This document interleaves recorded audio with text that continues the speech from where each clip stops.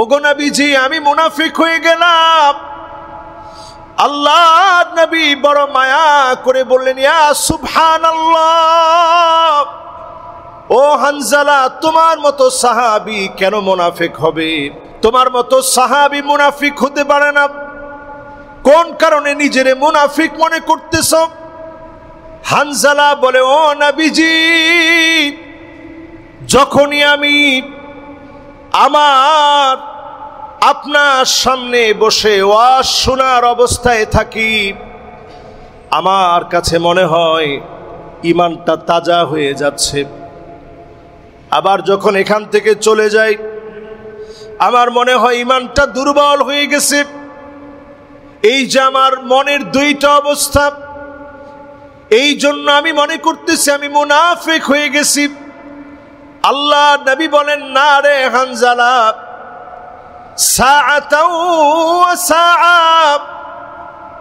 সারাদিন তো আর নসিহত শোনা যাবে না। দিনের সামান্য সময় দুনিয়ার কাজ করার পরে সামান্য সময় হলেও আখিরাতের জন্য ব্যয় করেন। কুল্লু বানি আদম খাত্তা ও খায়রুল খাত্তাইনা তাওয়াবুন। সব বনি আদম গুনাহ করে ফেলে, অন্যায় করে ফেলে, অপরাধ করে ফেলে। মানুষ হিসাবে গুনাহ করে ফেলি, অন্যায় করে ফেলি, অবিচার করে ফেলি। যখনই আপনি মালিকের কাছে মাফ চাবেন, আপনার গুনাহগুলা যিনি মাফ করে দিবেন তিনি কে? এই নিয়তে গুনাহ করা যাবে না যে গুনাহ করতেছি, একটু পরে তওবা করব, আল্লাহ তো মাফ করবেই। এই নিয়তের বাহিরেও কত গুনাহ আপনার হয়ে যাবে, সব আল্লাহ মাফ করবেন। আল্লাহ রাব্বুল আলামিন, ইন্নাল্লাহা ইয়াবসুতু ইয়াদাহু বিল্লাইল লিয়াতুবা মুসিউন নাহার। দিনের বেলায় গুনাহ করে ফেলেছেন, আল্লাহ পাক রাত্রি বেলায় আপনাকে ডাকবে, আদর করে বলবে, আয় আয় গোলাম, আমার দিকে ফিরে আয়। দিনের বেলায় গুনাহ হয়ে গেছে, দুনিয়ার কেউ দেখে নাই, কেউ বোঝে নাই। রাত্রি বেলায় আমি আল্লাহর কাছে ফিরে আসব। দিনের বেলায় গুনাহ করে ফেলেছিলে, অন্যায় করে ফেলেছিলাম, অবিচার করে ফেলেছিলাম, রাত্রি বেলায় মাফ চেয়ে নাও। চাইতে দেরি হবে, যিনি মাফ করতে দেরি করবেন না তিনি কে? ওয়া ইন্নাল্লাহা ইয়াবসুতু ইয়াদাহু বিন-নাহার লিয়াতুবা মুসিউল লাইল। আবার রাতের অন্ধকারে দরজা বন্ধ করে গুনাহ করে ফেলেছেন, আল্লাহ পাক ডেকে ডেকে আপনাকে মাফ করে দিবেন। গোলাম, অনেক গুনাহ করে ফেলেছ, অন্যায় করে ফেলেছ, অবিচার করে ফেলেছ। রাতের অন্ধকারে দুনিয়ার কেউ দেখে নাই, গুনাহ করে ফেলেছিলাম, আল্লাহর কাছে মাফ চেয়ে নে। রাতের গুনাহগুলার জন্যে দিনের বেলায় অনুতপ্ত হয়ে অনুশোচনায় পড়ে যদি মাফ চেয়ে নেন, যিনি গুনাহগুলা মাফ করে দিবেন তিনি কে? কিন্তু এটা নিয়ত করে গুনাহ করা যাবে না যে গুনাহ করতেছি আল্লাহ তো মাফ করবে। গুনাহ করার সময়ও আপনার ভিতরে মনে হচ্ছে গুনাহ করতেছি, অসুবিধা নেই, আল্লাহ তো মাফ করে দিবে। এটা মনে করা যাবে না। এটা সারাই তো কত গুনাহ আমার জীবনে।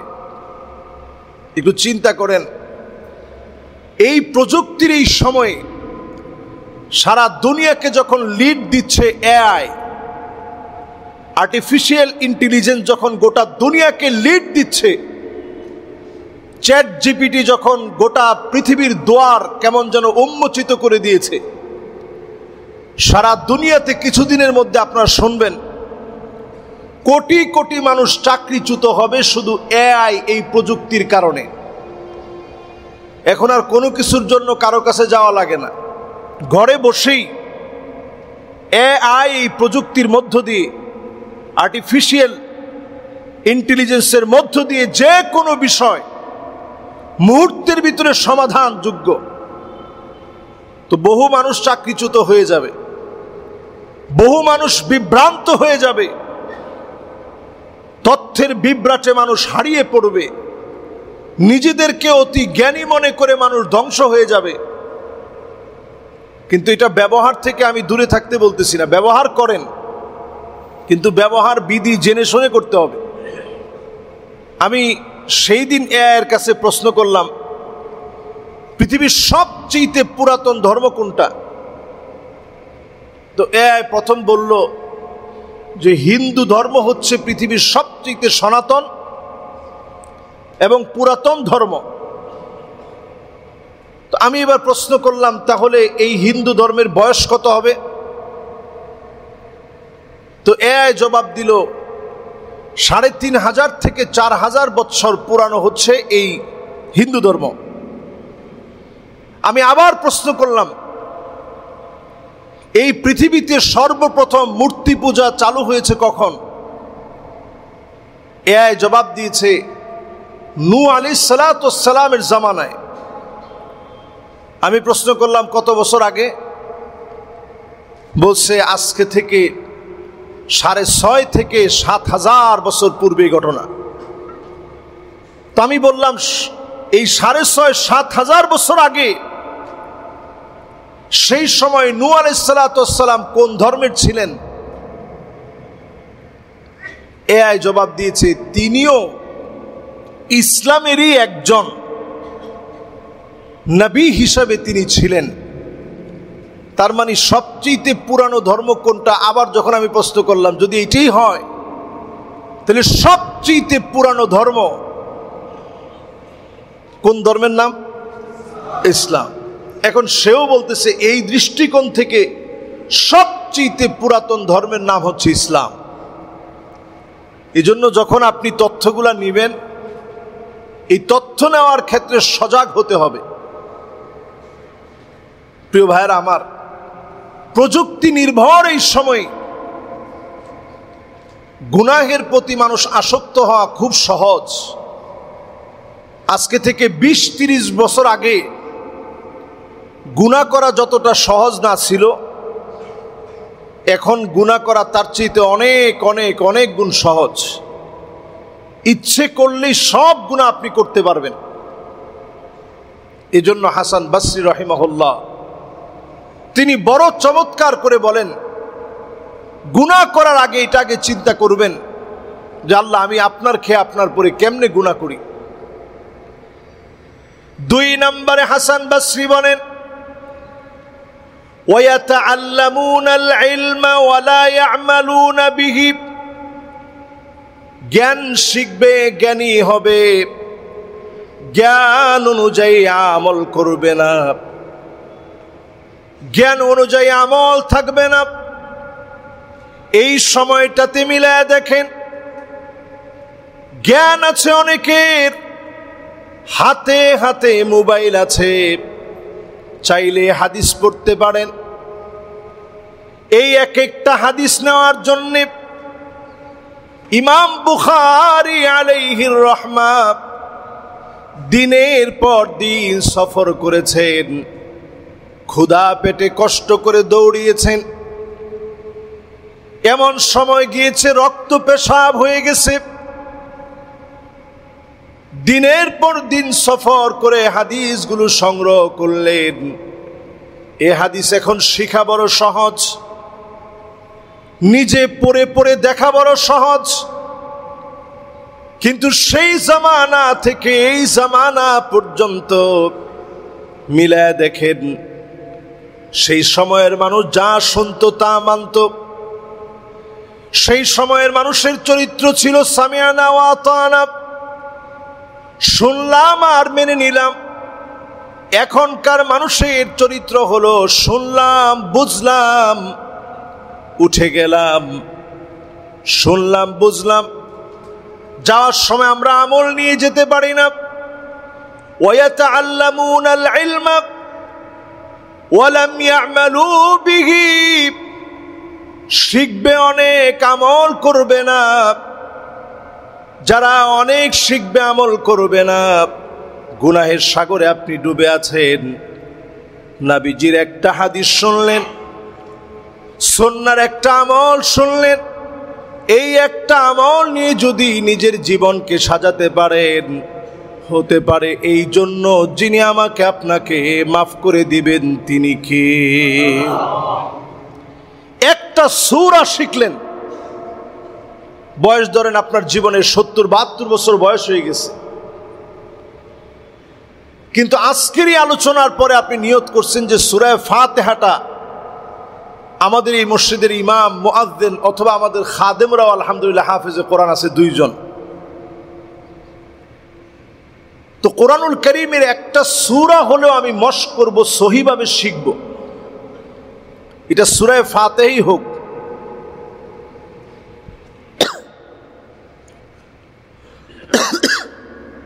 যদি নিয়ত করে সূরা ফাতিহাটা শুদ্ধ করে পড়েন, এই একটা সূরা এর কারণে যিনি আপনার জীবনের গুনাহ মাফ করে দিতে পারেন তিনি কে? আল্লাহর নবীর কাছে একজন বৃদ্ধ সাহাবী আসছে। বয়স কেমন হবে? 85 থেকে 90 বছর ওনার বয়স। তাহলে বয়সটা কম না বেশি? আমাদের এখানেও যারা আসছেন অনেকের বয়স 85-90 এর কোঠায় আছে, এরকম খুবই কম, তারপরও আসেন। নবীজির কাছে আসছেন এই বয়সে, এসে বলতেছেন, ইয়া রাসূলুল্লাহ আকরিনি মিনাল কোরআন, আপনি কোরআন থেকে কিছু একটা আমাকে পড়ান। তো নবীজি যেহেতু বৃদ্ধ মানুষ দেখছেন, নবীজি ওনার ধৈর্য কেমন এটা একটু আন্দাজ করতে চাইলেন। নবীজি বললেন, পড়ো। আলিফ লাম রা। সাহাবী সঙ্গে সঙ্গে বললেন, নবী এটা তো হরুফে মুকাত্তাআত দিয়ে শুরু, এই সূরা বড় সূরা, এটা আমি পারবো না, আপনি ছোট কোন সূরা আমারে পড়ান। নবীজি বললেন, ঠিক আছে তাহলে পড়ো, হামিম। সাহাবী বলতেছে, নবী এটাও তো বড় সূরা, এটাও আমার দ্বারা সহজ না, কঠিন। তো নবীজি বললেন, ঠিক আছে তাহলে পড়ো, সাব্বিহ ইসমা রাব্বিকাল আ'লা আল্লাযী খালাকা ফাসাওয়া ওয়াল্লাযী কদ্দারা ফাহাদা ওয়াল্লাযী আখরাজাল মারআ। সাহাবী বলতেছে, ইয়া রাসূলুল্লাহ এটাও খুব কঠিন লাগে, এটাও আমার দ্বারা সহজ না। স্বাভাবিক বয়স যদি 80-85 হয়, 85-90 হয়, এই বয়সে মুখস্থ কম থাকে না বেশি? মুখস্থ থাকেই না। সেই বয়সে নবীজির কাছে আসছে একটা সূরা পড়ার জন্য।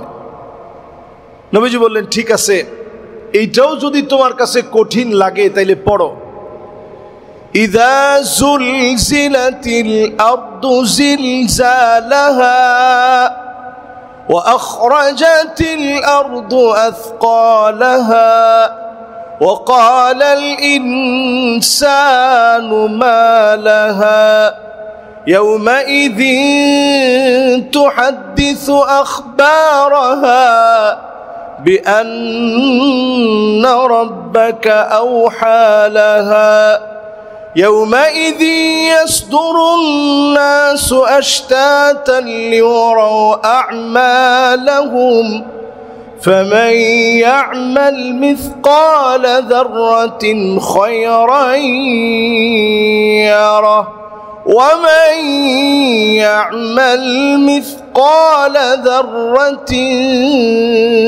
شرا يره। এতটুকুন যখন নবীজি পড়ছেন, সাহাবীও সঙ্গে সঙ্গে পড়লেন এবং বললেন, নবীজি এটা আমার মনের ভিতরে ধরছে, সহজ লাগছে, মুখস্থ করে ফেললাম। আল্লাহু আকবার। সাহাবী বললেন, ওয়াল্লাযী নাফসু মুহাম্মাদিন বিয়াদিহি লা আযীদু আলাইহা আবাদা, আল্লাহর কসম করে বলি যে মালিকের হাতে নবীজির প্রাণ, সেই মালিকের কসম করে বলি, এই সূরা আমি জীবনে পড়ে নিলাম, এই সূরা জীবনের ভিতরে গেঁথে নিলাম, এই সূরা নিয়ে আমল করব, মেনে চলার চেষ্টা করব। আল্লাহ নবী সাহাবী যখন চলে যাচ্ছে, অন্যান্যদেরকে দেখায় বললেন, যদি জান্নাতি কোনো লোক দেখতে চাও, এই লোকটার দিকে তাকায় দেখো, একটা সূরা যদি কেউ পুরাপুরি মানে হতে পারে, যিনি মাফ করে দিবেন তিনি কে? একটা সূরার কারণে আল্লাহ তাআলা জীবন পরিবর্তন করে দিলেন। আমরা মুমিন জীবন যাপনে কত কঠিন কঠিন প্রোনাউন্সিয়েশন সব আমাদের ঠিক হয়, সব ভাষা আমরা উচ্চারণ করতে পারি,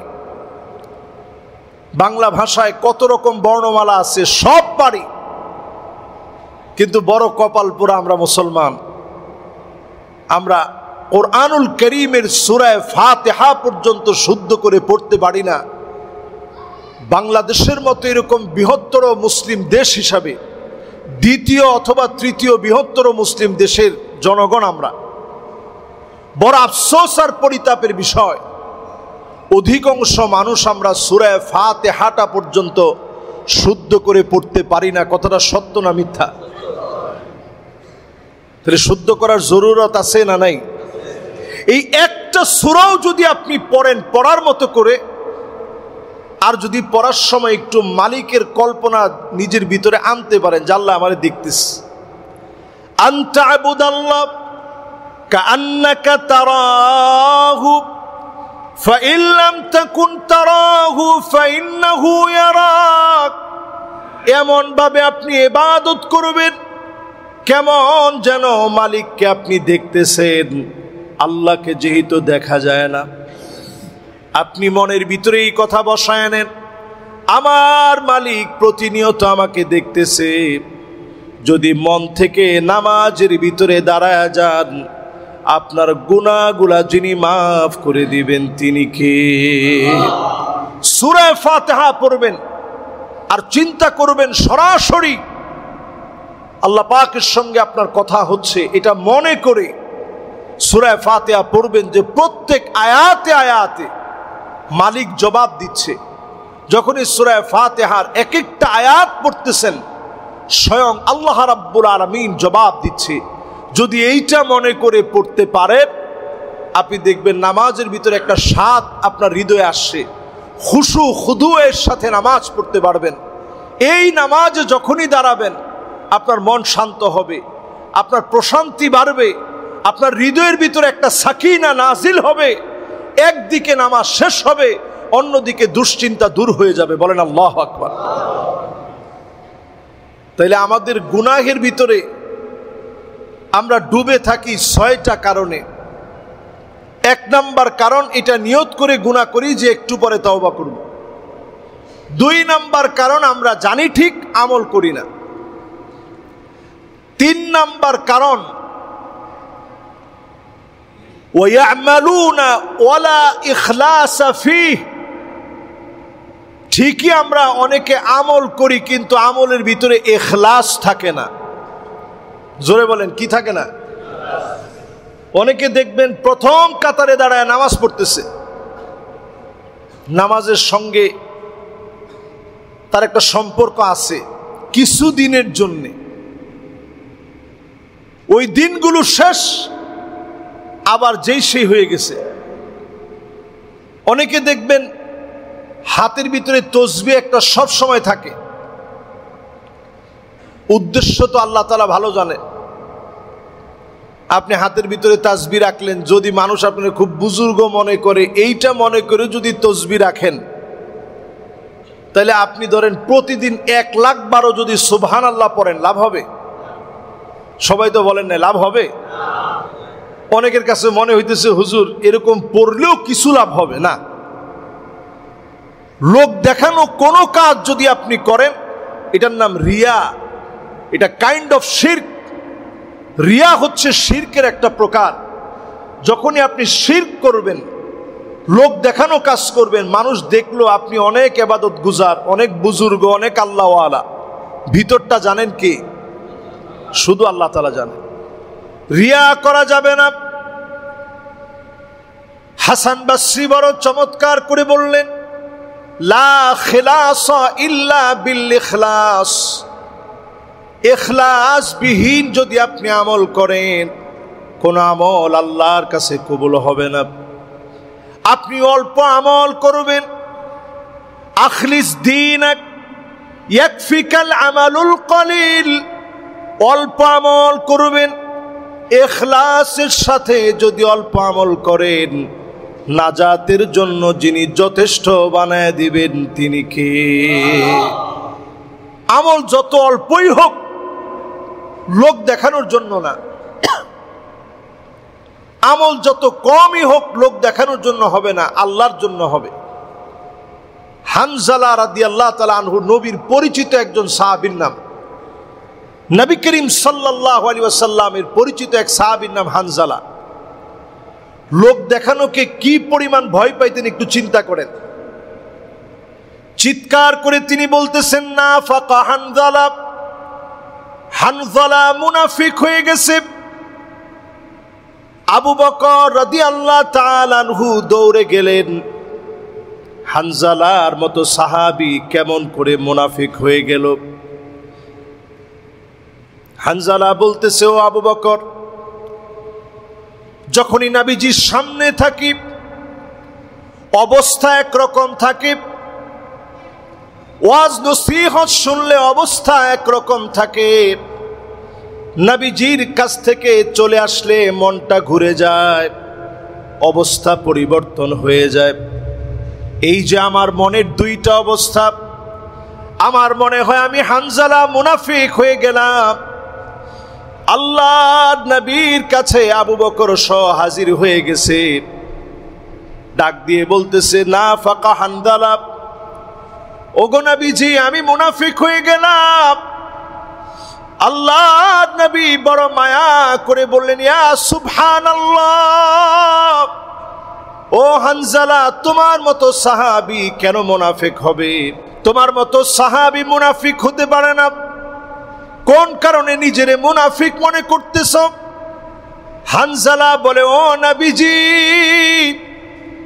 যখনই আমি আপনার সামনে বসে ওয়াজ শোনার অবস্থায় থাকি, আমার কাছে মনে হয় ঈমানটা তাজা হয়ে যাচ্ছে। আবার যখন এখান থেকে চলে যাই, আমার মনে হয় ঈমানটা দুর্বল হয়ে গেছে। এই যে আমার মনের দুইটা অবস্থা, এই জন্য আমি মনে করতেছি আমি মুনাফিক হয়ে গেছি। আল্লাহ নবী বলেন, না রে হানজালা, সাআতাও ওয়া সাআ, সারাদিন তো আর নসিহত শোনা যাবে না। দিনের সামান্য সময় দুনিয়ার কাজ করার পরে সামান্য সময় হলেও আখিরাতের জন্য ব্যয় করেন। ঘন্টাখানিক সময় আপনি দুনিয়ার জন্য দিলেন,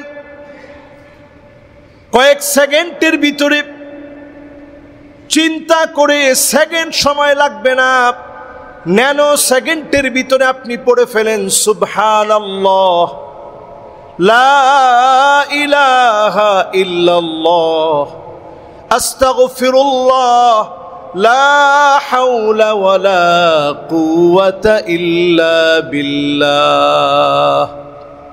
যদি পড়তে পারেন, খুবই স্বল্প অল্প সামান্য সময় নিয়ে একটু তাসবিহ আপনি পড়লেন, ন্যানো সেকেন্ড সময় লাগলো, 1 ঘন্টা দিচ্ছেন দুনিয়ার জন্য, সামান্য সময় দেন আখিরাতের জন্য।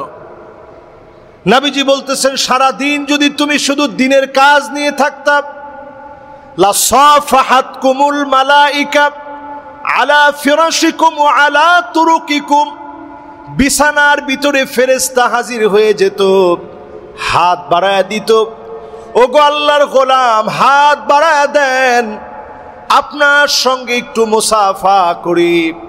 রাস্তার ভিতরে ফেরেশতা এসে মুসাফা করত। সারাদিন তো দিনের কথা নিয়ে থাকা যায় না, দুনিয়ার পাশাপাশি যদি মাঝে মাঝে সময় নিয়ে খানিকটা সময় যদি আল্লাহর জন্য ব্যয় করেন, আপনাকে যিনি দামি বানায়া দিবেন তিনি কে? তৃতীয় নাম্বারের পরে চতুর্থ নাম্বারে লা ইয়ারদাউনা বিকিসমাতিল্লাহ। মানুষ গুনাহের ভিতরে ডুবে থাকে এই কারণে আল্লাহ পাকের বন্টনে সে খুশি হয় না। আল্লাহ পাকের বন্টনে খুশি হয় না। আমাদের অনেকেরই মনের ভিতরে চিন্তা আছে, উমুকে এতটুকু প্রতিষ্ঠিত হইলো আমি পারলাম না কেন? একসঙ্গে পড়ছি, আজকে আমি কোথায় সে কোথায়? তার বাড়ি আছে আমার বাড়ি নাই কেন? সে বাড়িওয়ালা আমি ভাড়াটিয়া কেন? আল্লাহর বন্টনে আপনি খুশি হইতে পারেন নাই। আল্লাহর বন্টনে যদি কেউ খুশি না হয়, প্রতিনিয়ত এই লোকটা আফসোসের ভিতরে থাকবে, গুনার ভিতরে লিপ্ত থাকবে।